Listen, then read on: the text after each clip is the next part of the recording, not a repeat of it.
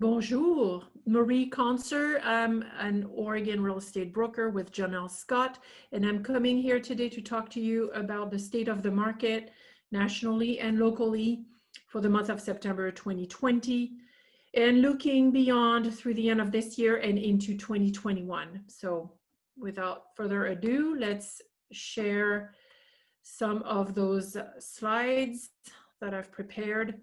Let's start with the national level. As you can tell, the activity has been strong, actually. Existing sales, so those are the homes that have closed, they are doing better than June, 24% more, almost 25% more sales than in June 2020, and still an increase over 2019 of almost 9%. It's a similar activity, strong activity for the pending sales. Those are the ones that have gone under contract. We see an increase from the June to July, and sorry, we always look kind of behind, sorry about that, but almost plus 6%, and year over year, an increase of 15% in activity of homes going under contract. So this, of course, will be reflected in the price. So median home sales price have increased 3% between June and July. Again, this is a nationwide number. And between July 2019 and July 2020, we're seeing an increase of 8.5% in the median purchase price, which represent at the bottom here 101 straight months of year-over-year gain. It's pretty incredible. This is driven by the fact that we are lacking home inventory. We simply do not have enough homes for sale. So if we look at the difference between June and July, our inventory decreased by 2.6%. Year over year, it's a loss of actually 21% of homes.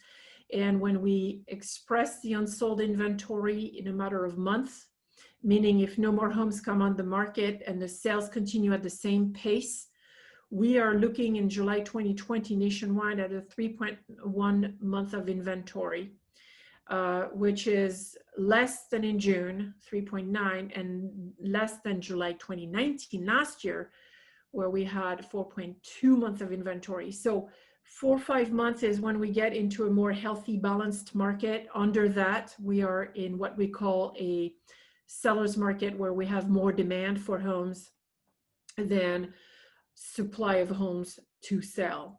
And this housing supply trend has been going on for a while. This is a view of the last 12 months, and you can see that we're trending downward. We simply do not have enough homes to sell for the amount of buyers entering this market. Why do we have so many buyers right now? Well, it's a combination of different things. Some of the demographics category that falls under the umbrella of millennials are entering this home purchasing market, but we also have their grandparents basically not selling their home. So we are having this issue with a lot of homes being asked for and not enough inventory. Interest rates have been extremely low as well, hovering around 3%. Last year, they were at about 4%, just below. So we're definitely seeing better rates, which are encouraging people to take that step. It is also making homes more affordable. So it's allowing some people were not able maybe to afford something when the interest rates were higher to now being able to actually get into this market and buy a home. So that's the good news. Now let's take a look locally. We're seeing incredible rates. So I know nationwide we talked about 3% back in July. Today I am hearing people, my clients are being quoted 2.5 to 2.7%. Whether it's on refinance or on purchase, they're incredible rates. 2.8 at the time that slide was put together, which is really encouraging the sales. And that translates into this incredible market where by price range here on the left, you're seeing how quickly those homes go under contract within the first 30 days of them being listed. Again, this is July data, but you can see up to $1 million, more than half of the homes that are coming on the market go under contract in the first 30 days. This is incredible. And even over $1 million, where about a year ago in 2018, 2019, we were having 12 months of inventory. Now we have a third of the homes listed going under contract within the first 30 days. Incredible. Now, just want to put a little caveat here. If you're going to sell your home, it is still important to do the homework, prep the house, and price it right. The buyers do not want to be dictated what they want to buy. You don't want to compete against the buyers. You want the buyers to compete for your home. So pricing it right is part of the marketing strategy. Please consult with a realtor. I'm available if you don't have one, but I'm happy to talk about this. This is a very, very important step. Buyers, that slide should tell you you need to be ready, and that means getting pre-approved with a mortgage broker. So again, I can connect you, I can walk you through what the process looks like, what the financials would look like. It's a free consultation I offer, so please let me know, and I'm happy to sit down with you and go over what that means. But that's what this slide is about. Now, there are two items right now that are on people's minds that they feel will be affecting the real estate market. First is the number of mortgages in forbearance. And people are thinking that those mortgages will turn into foreclosures. So again, we're back to national level here view. The number of mortgages in active forbearance is indeed leveling off. So again, this is August data. We are now in mid-September, so there will be more updated information soon, but things are getting better, improving, which is good.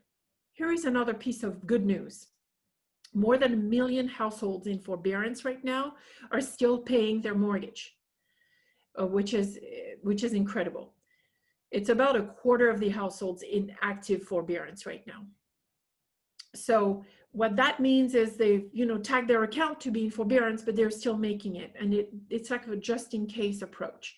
Now, a word of caution, if you have done this, or if you're planning on doing this now, keep in mind, it doesn't affect your credit technically. However, it can still affect your refinance or selling and buying. So please, please, please consult with your lender. Call me. I'm available to talk further about this. I have a video about this on my YouTube channel. Take a look and be mindful when you make this kind of decision. Another look is the risk of foreclosure. Of course, it's in everybody's mind what has been happening in 2008, 2009. Our peak was in Q2 2009 in terms of number of foreclosures, new foreclosures. We are not even anywhere near the pre-crisis levels today. So I'm not saying it's not a risk. Obviously, I don't have a crystal ball, but the fact of the matter is a lot of people have equity in their home. So the risk of foreclosure is mitigated by default because of this. So the risk of foreclosure, if we look back at the data, because nobody has a crystal ball, if we look back at the data, we're nowhere, we do not have the circumstances at this time that we had in 2008, 2009. When it comes to the second element, which is the fact that this year is an election year and its effect on home sales, new home sales. Well, here is a graph about November versus October activity. In blue on the right-hand side, it's in a non-presidential election year, the activity heading into a holiday season drops by close to 10%. Well, in an election year between 1963 and 2019, that drop in activity reaches about 15% on average. So there is not a tremendous impact, and we do not foresee that there will be a similar impact this year. I mean, or it's going to be something like this. We do not expect things to be outrageously different. But those are two things that are currently in people's mind, thinking that the market will shift coming 2021. So let's discuss what the real estate market has been doing. And this is a quote from Doug Duncan, who's the Fannie Mae chief economist, who basically states that he believes that, well, we believe is what he says, that housing will continue to be a sector with relative strength amid the larger downtown. And there has been an increase in purchase demand, like we just talked about. Part of this summer frenzy is due to people acting after the spring pandemic and hold up, if you want. But we are seeing early signs of shifting buyer preference to locate to lower density areas, potentially driving some additional purchase activities to areas right outside of big cities. On that note, there is also a little bit of a shift in what the buyers are looking for in a home. They are definitely looking for an office space, a space potentially where a child or children can sit down at a desk for their school activity, or their school online, I should say, school from home. So there is definitely a redefinition of the needs amongst the buyers, not only location-wise, but also in their the features and amenities of a home. So again, if you're considering doing a change in your home, feel free to reach out. I'm happy to discuss with you. Looking further in beyond September into the end of this year and into 2021, Lawrence Yun, who is the Chief Economist Officer for the National Association of Realtors, is forecasting that the existing home sales will be ramping up to 5.8 million in the second half of this year. And that expected rebound will bring a full year level that will be greater than in 2019, a 1.1% gain. It's not tremendous, but it's still there. Now, he is also predicting that in 2021, those home sales will ramp up again, and it will increase between 8 and 12%. That's his prediction.